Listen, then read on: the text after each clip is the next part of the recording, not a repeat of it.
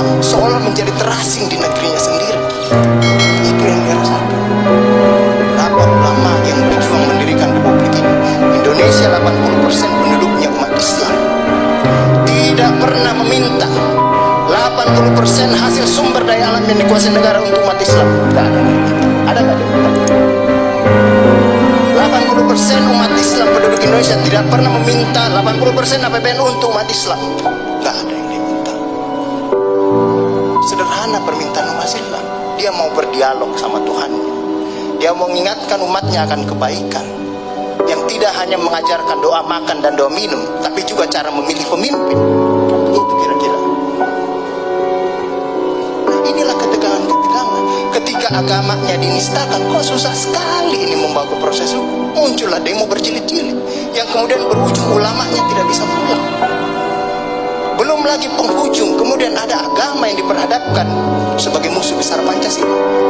Nah, ini yang menarik menurut saya. Saya ini Islam, tapi bukan pengetahuan Islamnya seperti Ustadz Ali Muhtar Ngabalin dan Abu Bakar, Ustadz Abu Bakar.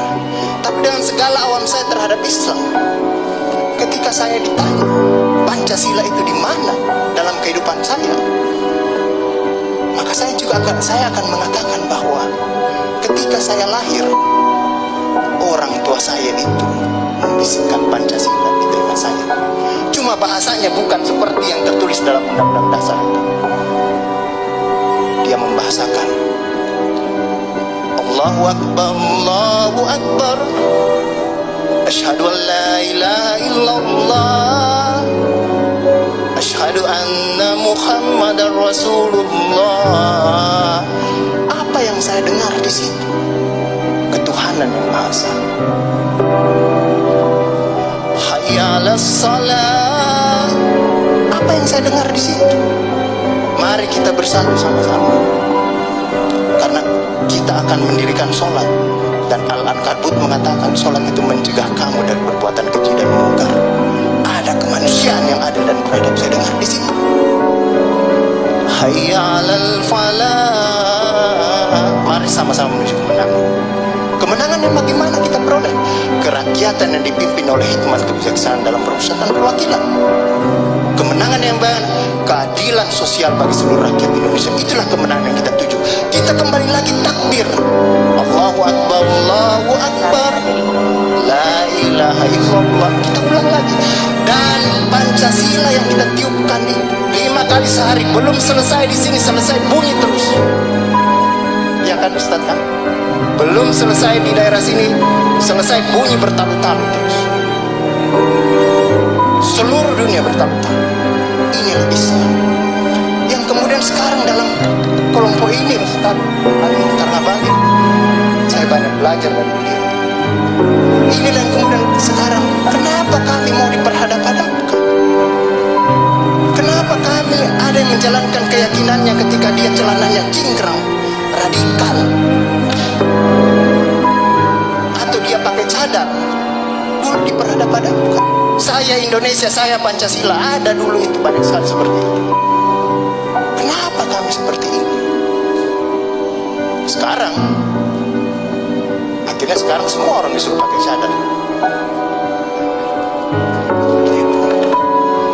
Inilah kemudian rentetan yang membuat istilah tadi Ustadz Abu Bakar, kok paranoid sekali dengan undang-undang HIP ini.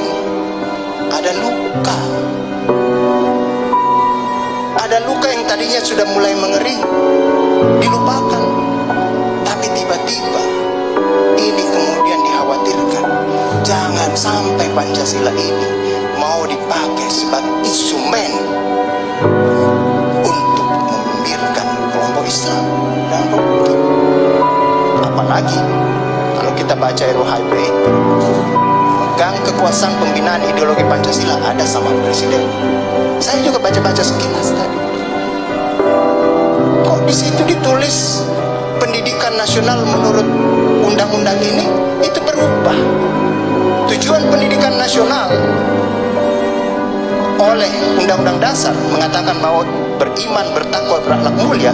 Di sini diciptakan pendidikan nasional itu bertujuan untuk tenaga ahli dan terampil. Ini kan mau dikasih jadi tukang ini. bagi kapitalis kalau seperti itu berpikirnya.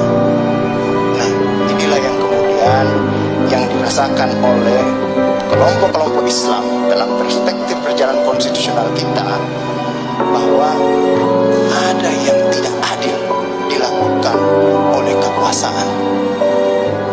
Kelompok Islam selama ini tadi yang saya katakan tidak pernah meminta apa-apa. Paling jauh kelompok-kelompok Islam mungkin dapat honor dari negara, itu pun tidak dipakai untuk foya, dikembalikan lagi untuk membantu negara menghidupkan santri-santri, mencerdaskan kehidupan bangsa, menciptakan manusia-manusia beriman, bertakwa dan berakhlak mulia, yang sebenarnya tugas pemerintah itu dikembalikan lagi seperti itu. Itulah yang kemudian mulailah sekarang kelompok Islam sangat hati-hati kalau kemudian Pancasila ditiupkan terus, seolah-olah ini mau dijadikan instrumen untuk memarjinalkan Pancasila.